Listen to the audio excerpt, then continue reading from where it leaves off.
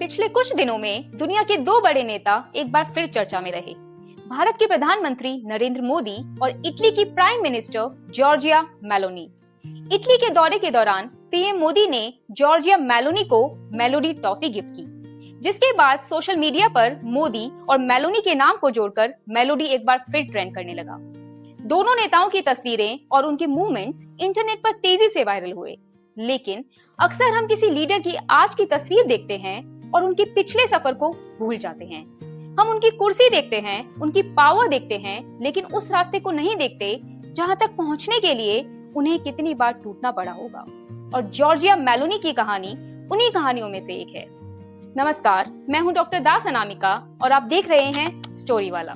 आज Giorgia Meloni Italy की पहली महिला प्राइम मिनिस्टर हैं। यूरोप की सबसे पावरफुल पॉलिटिकल लीडर्स में उनका नाम लिया जाता है, लेकिन उनकी कहानी किसी पॉलिटिकल डायनेस्टी या अमीर परिवार से शुरू नहीं होती। उनकी कहानी एक ऐसे घर से शुरू होती है जहां परेशानियां इतनी ज्यादा थी कि एक वक्त ऐसा भी आया जब उनकी जिंदगी शुरू होने से पहले ही खत्म हो सकती थी। अपनी ऑटोबायोग्राफी आई एम जॉर्जिया में मेलोनी ने लिखा है कि उनकी माँ एना ने एक वक्त अबॉर्शन कराने का फैसला कर लिया था। वो क्लिनिक तक पहुंच गई थी, सब कुछ तय था, लेकिन आखिरी पल में उन्होंने अपना मन बदल दिया।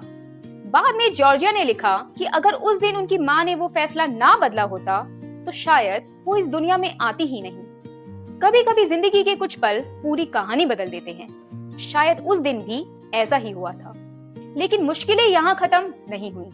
जॉर्जिया जब सिर्फ 1 साल की थी तब उनके पिता फ्रांसेस्को उनकी माँ और 2 बच्चियों को छोड़कर कैनरी आइलैंड्स चले गए। उन्होंने वहां दूसरी जिंदगी शुरू कर ली। मेलोनी बाद में लिखती हैं कि उन्हें अपने पिता के साथ रहने की यादें लगभग याद ही नहीं हैं। उन्होंने कभी वो बचपन महसूस ही नहीं किया जहां एक पिता अपनी बेटी का हाथ पकड़कर चलना सिखाता है।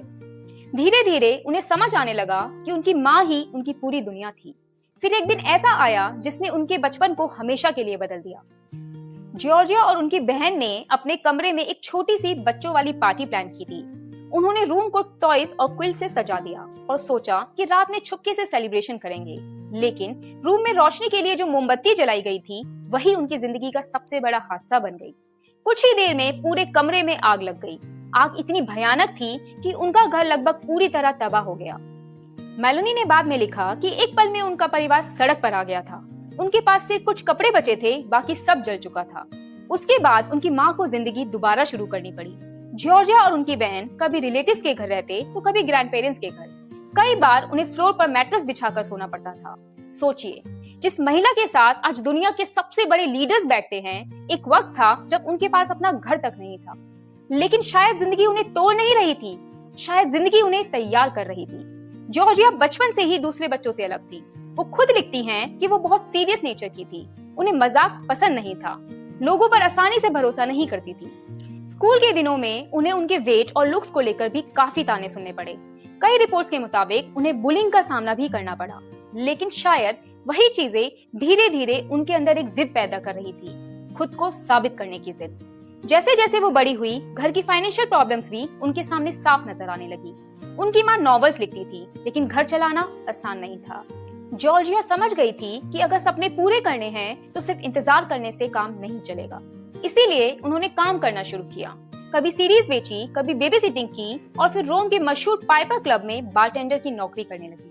आज जब हम उन्हें वर्ल्ड लीडर्स के साथ देखते हैं तो शायद इमेजिन करना भी मुश्किल है कि एक वक्त था जब वो नाइट क्लब के काउंटर के पीछे खड़े होकर लोगों को ड्रिंक सर्व करती थी। लेकिन मेलोनी ने बाद में लिखा कि उन्होंने बार काउंटर के पीछे खड़े होकर आम लोगों की जिंदगी को ज्यादा करीब से समझा। वहां उन्होंने सीखा कि लोग असल में किन मुश्किलों के साथ जीते हैं। लेकिन उनकी जिंदगी का सबसे बड़ा मोड़ अभी आना बाकी था।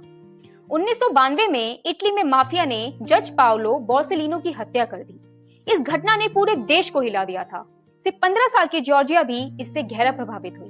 उन्हें लगा कि अगर सिस्टम को बदलना है तो सिर्फ बाहर खड़े होकर शिकायत करने से कुछ नहीं होगा, आगे आना पड़ेगा। और इसी सोच के साथ उन्होंने पॉलिटिक्स ज्वाइन कर ली। उसके बाद शुरू हुआ सालों का सफर। वो धीरे धीरे पार्टी के अंदर बढ़ती गई। 2006 में पार्लियामेंट पहुंच गई। फिर 2008 में सिर्फ 31 साल की उम्र में इटली की सबसे कम उम्र की कैबिनेट मिनिस्टर बन गई। लेकिन उनका सपना सिर्फ किसी पार्टी में एक पोजीशन पाना नहीं था, वो अपनी अलग पहचान बनाना चाहती थी। इसीलिए 2012 में उन्होंने ब्रदर्स ऑफ इटली नाम की पार्टी बनाई। शुरुआत बहुत छोटी थी। 2018 के इलेक्शन में पार्टी को सिर्फ 4.4% वोट मिले। बहुत लोगों ने उन्हें सीरियस कंटेंडर तक नहीं माना, लेकिन कई बार दुनिया जिसे अंडर एस्टिमेट करती है वही लोग सबसे बड़ा सरप्राइज बन जाते हैं। 2022 में सब कुछ बदल गया। ब्रदर्स ऑफ इटली देश की सबसे बड़ी पार्टी बनकर उभरी और 22 अक्टूबर 2022 को जॉर्जिया मेलोनी ने इटली की पहली महिला प्राइम मिनिस्टर के रूप में शपथ ली। ये सिर्फ एक पॉलिटिकल विक्ट्री नहीं थी, ये उस लड़की की जीत थी जिसके पास बचपन में घर नहीं था। ये उस बेटी की जीत थी जिसे पिता का साथ कभी नहीं मिला। ये उस बारटेंडर की जीत थी जिसे जिंदगी ने हर मोड़ पर आजमाया था। लेकिन उनकी कहानी का एक और पहलू भी है। जिन पिता ने बचपन में उन्हें छोड़ दिया था, उन्हें बाद में स्पेन में ड्रग ट्रैफिकिंग के मामले में सजा सुनाई गई। मेलोनी ने अपनी ऑटोबायोग्राफी में लिखा कि उनके पिता का उनकी जिंदगी से दूर चले जाना उनके अंदर एक गहरा जख्म छोड़ गया था। वो कहती हैं कि बचपन में उन्हें लगता था कि शायद वो प्यार के लायक ही नहीं है और शायद इसी वजह से उन्होंने पूरी जिंदगी खुद को साबित करने की कोशिश की। हर बार और ज्यादा मेहनत की, हर बार और मजबूत बनने की कोशिश की। शायद इसीलिए जॉर्जिया मेलोनी की कहानी सिर्फ पॉलिटिक्स की कहानी नहीं है। ये कहानी है उस डर की जो एक बच्ची ने महसूस किया। ये कहानी है उस तन्हाई की जो पिता के चले जाने के बाद घर में रह गई। ये कहानी है उस माँ की जिसने हार नहीं मानी। ये कहानी है उस लड़की की जिसने अपनी कमियों को अपनी ताकत बना दिया। और ये कहानी है इटली की पहली महिला प्राइम मिनिस्टर जॉर्जिया मेलोनी की। अगर आपको ये कहानी पसंद आई तो वीडियो को लाइक करें, शेयर करें और चैनल को सब्सक्राइब करना ना भूलें, क्योंकि कई बार दुनिया जिन लोगों को सबसे कम समझती है वही लोग इतिहास लिख देते हैं।